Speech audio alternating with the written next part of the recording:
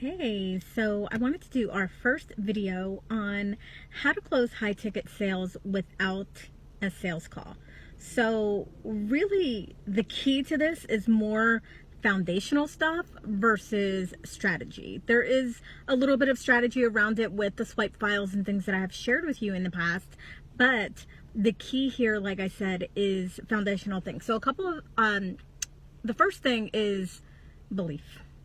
Like, you have to believe that you can do it, right?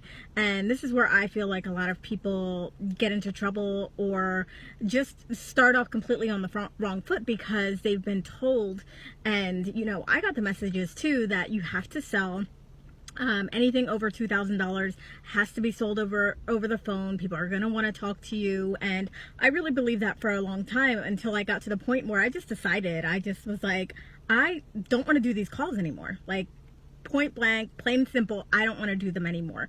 And so I had to cultivate a belief that it could happen, a belief that I could enroll people into a higher ticket program without getting on a call with them. So that's the first thing. First is belief, right? Because if you don't have that belief, no matter what you do, no matter what you try, no matter what swipe files I give you, no matter what strategies you try, it's not going to work because you have this fundamental belief that you're not going to be able to convert someone through an email or without a phone call. So the second thing is, actually, maybe it should have been the first thing, but it is to just make a decision, right? Make a decision that this is how you want to do business. Make a decision that this is how you want to enroll people into your high ticket courses. So what that means essentially is knowing that there are some ramifications, right? There are going to be things that are going to be a little bit more hard. You're going to require more nurturing. You're going to probably not be able to close as many as you would if you were to do a phone call, right? So it's just kind of like weighing your options and saying, well, this is how I want to do business. And it's okay if maybe I enroll less people, but I don't have to do 40 phone calls, in order to fill a program, right? So making a decision of like, is this really what I want to do? I think there is, mega validity in doing sales calls, right? I think people that do sales calls can really help transform somebody over a phone call, can really help somebody make that decision, but you have to make the decision first. Are you somebody that really wants to nurture that? Are you someone who really wants to get to the root of why somebody would say yes or no? Do you want to overcome objections? If not, and you want to create your business this way where you're not getting on sales calls or you're not hiring a sales team, then you just need to decide, right? So you need to decide. For me, I went back and forth a little bit, and I, especially like with this particular program, I can use this as a great example because I feel like this could be a $5,000 program, especially with some things that I want to add to it. And of course, in my head, I started thinking, well, I could probably sell this at $3,500 without a phone call, but I definitely can't sell it for $5,000 without a phone call. And so I got in my head about it, and I was like, yeah, I'm just gonna have to hire a salesperson. And then to me, I thought about it, and I just thought, well, if I hire a salesperson, I have to give them a certain percentage, pay them maybe $1,000 per person, and onboard them, tell them about my programs. By the time it's all said and done, I'm probably gonna profit $3,500 anyway. So I kept the price where I felt comfortable selling it over email. So first is going to be deciding, making your decision that that's what you want to do.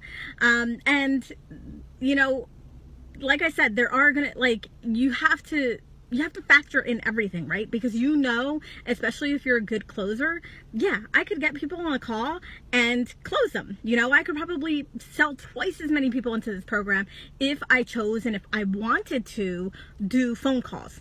I don't. That's my decision, right? So there's that. And then, the next thing is really that there does have to be nurturing, right? So I would never think that I could sell someone into a high ticket program without a phone call if they didn't know who I was, if they didn't see me online, if they didn't read my emails, if they didn't see me being super consistent, giving high value all the time.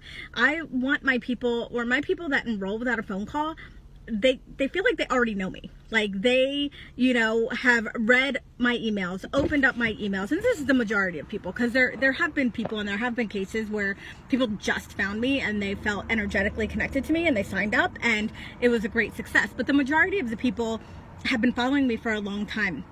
They see my consistency, they get my newsletters, they get my offers, and or they have worked with me in the past. So if this is the route that you want to take and this is the decision that you want to make as far as being able to close people high ticket with no sales calls, know that a lot of nurturing does need to happen. So you can't just, you know, decide or think like, oh, I haven't emailed my list in, you know, a couple months, or, you know, the only time I ever email my list is when I have an offer, and then think that you're going to be able to close people, because you're probably not. You really want to have that consistency first, have people be able to understand what it's like to work with you. So for me, that's through my emails, that's through my storytelling, that's through my posts, that's through doing, you know, multiple free things like my live streams and my challenges. So people feel like they already know me, and I feel like I call in people who like know that I'm the mentor for them, right? And they only know that because I've been consistent, because I've been constantly sharing my message. So there's that, right? So deciding, I can't remember number one for the life of me. I know when I listen back to this, it's gonna come back. But the first one I talked about, I can't remember what it is right now. This is what happens when you off the cuff do, you know, live streams or recordings. You just kind of mess up and you forget sometimes. But anyway, you guys get the picture. So yeah, so that's it. It's belief. It's belief. It came to me. Okay, so belief, right? That you can do it. Deciding that this is what you're going to do and this is your business model, and there may be some ramifications, and I'm not saying negative necessarily, but you know, maybe you close less people, maybe it takes more nurturing, right? So that, like I said, I don't think it's so much the strategy. I've given you guys the strategy as far as like, here's the email that you can send. You know, when I was sharing with you guys the swipes for my beta offer, that's pretty much the way I would do it. Start a conversation with someone instead of sending them a bunch of sales emails with a link that they can just click. You know, you're going to get people who are just clicking because they're curious. You're going to get people who are clicking just because they want to know the price, but they're not sold on the idea yet. So what this allows you to do is have an email conversation with someone back and forth, basically like a chat. It could be through Messenger as well, and that nurturing is happening right there. So nurture is the third piece. It absolutely has to happen, and usually has to be a little bit more than if you were going to get on a call with someone.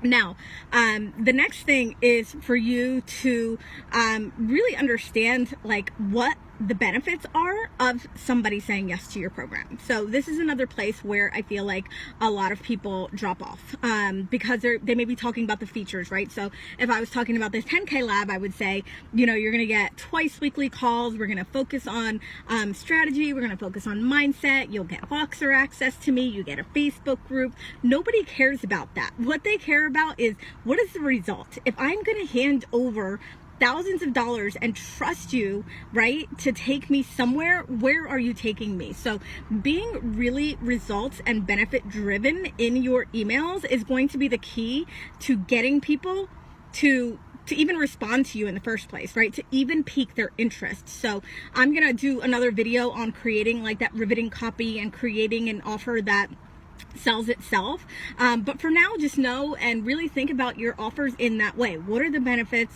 What are the results? What are people actually walking away with? What are people actually paying for, right? Like, what's the tangible thing? Even if it's intangible, like something like mindset, right? Like that is intangible, but when I sell that in attraction, I don't necessarily sell mindset. I'm selling, you're going to be more confident. You're going to be confident enough to raise your rates, to charge higher prices than you ever have before, to be able to set boundaries with people. Like, you want to think about the benefit of the benefits. So that's number 4, is just being very benefits and results driven in your copy that is going to lead people to want to reach out to you. Why would they even reach out to you? With that interest. And then from there, you can have the conversation going.